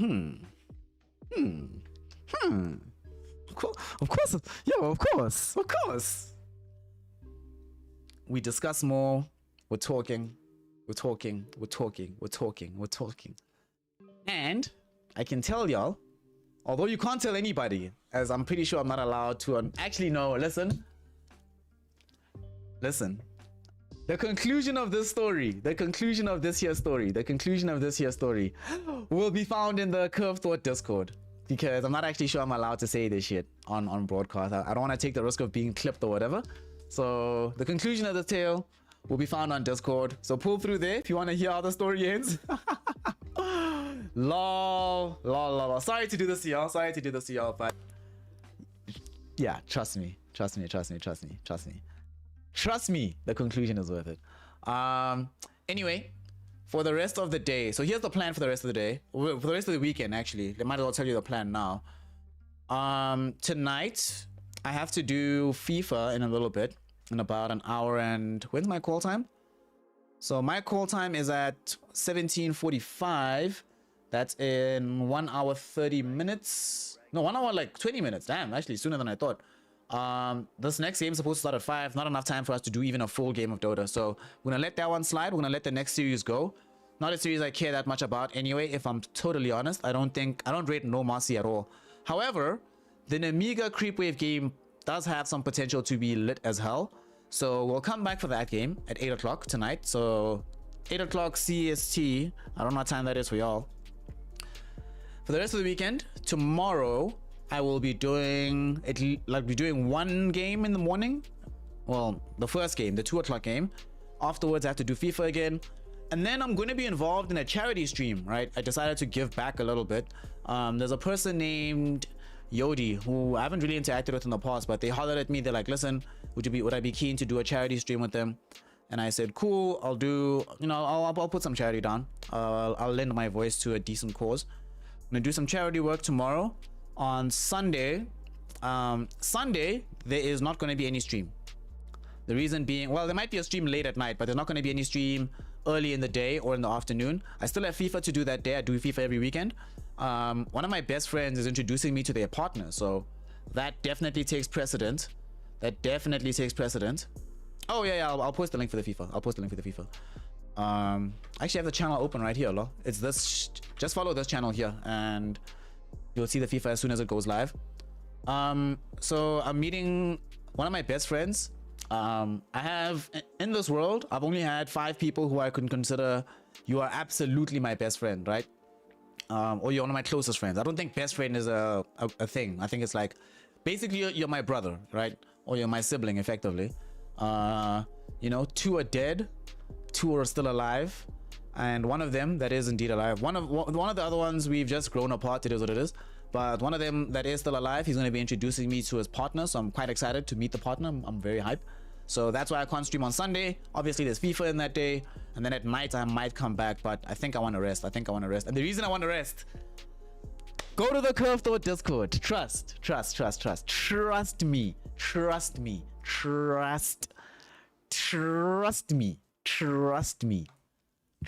me.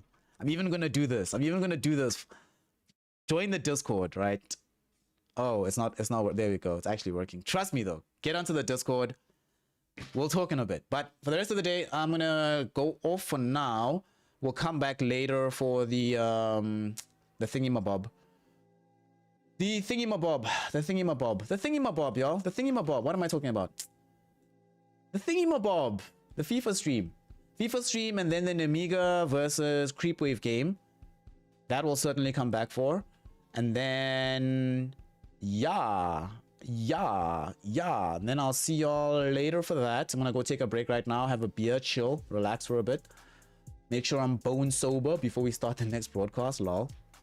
I'm one of the few people that was reliably able to get away with showing up on broadcast like in a rush, like where I'm like, oh snap, I have to get there right now. Anyway, trust me, come to the Discord. You'll see why I'm being so tight-lipped about all of this, and we shall talk.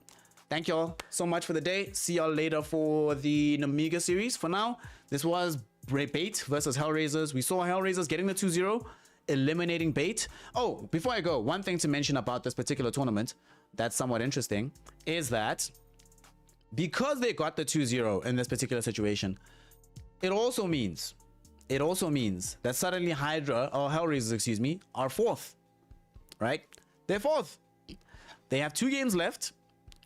If they can make sure that they win those games, right? Especially the one against the side of Namiga, then they can keep that 4th place spot, start the playoffs in the upper bracket.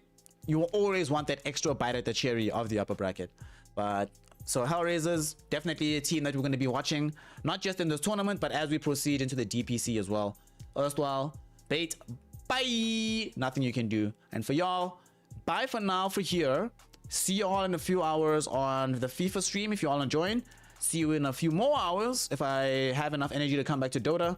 And see y'all just now in Discord so I can drop some secrets. Love y'all. See you later. Peace!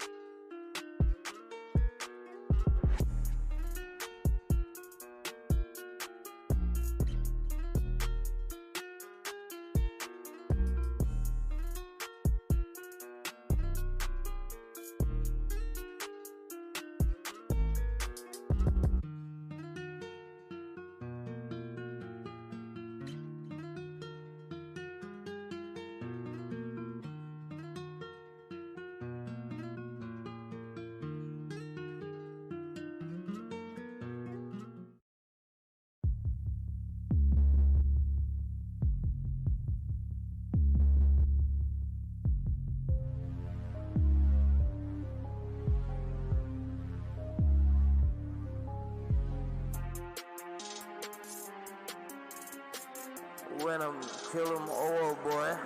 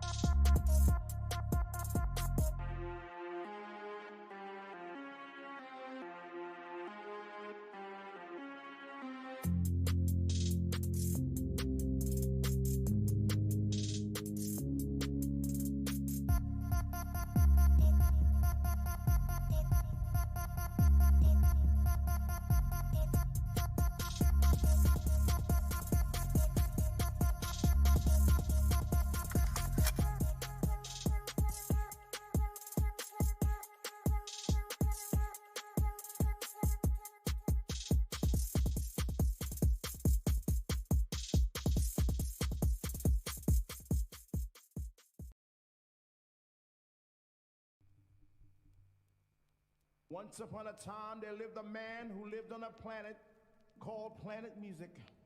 And on this planet, there were many nations, and each nation had a king, a president.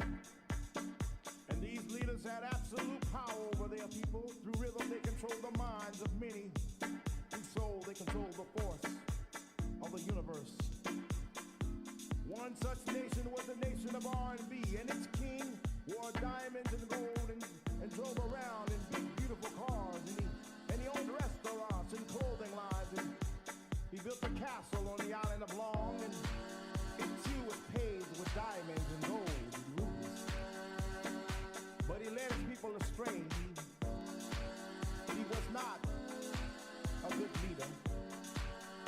He was not a good president. If house is a nation, I want to be president. If house is a nation, I want to be president. If house is a nation, I want to be president, president, president. He said if you vote for me, I promise to deliver you even more bass, even more soul, longer hours on the dance floor. DJs who believe as we believe. If you vote for me, I will take you to the mountaintop, and there the whole world will see the glorious light of this nation. That is house. You see, people, house is more than a nation. House is a feeling. House is a sanctuary. House is a release. House will pick you up when you feel down. House will make you strong when you feel weak. House will fill you up when you feel hungry. He said if you vote for me, I can make the sun rise, take a little bit longer. I can make the dance floors just a little bit stronger. So y'all can stomp y'all's feet all night long. Clap y'all hands all night long. If house is a nation, I want to be president. If house is a nation, I want to be president. I will take you to the mountaintop, and there the whole world will see the glorious light of this nation. That is house. I will take you to the mountaintop, and there the whole world will see the glorious light of this nation. That is house. I will take you to the mountaintop, and there the whole world will see the glorious light of this nation. That is house. You see, people, house is more than a nation. House is a feeling. House is a sanctuary. House is a release. House will pick you up when you feel down. House will make you strong when you feel weak. House will fill you up when you feel hungry. He said if you vote for me, I can make the sun rise, take a little bit longer.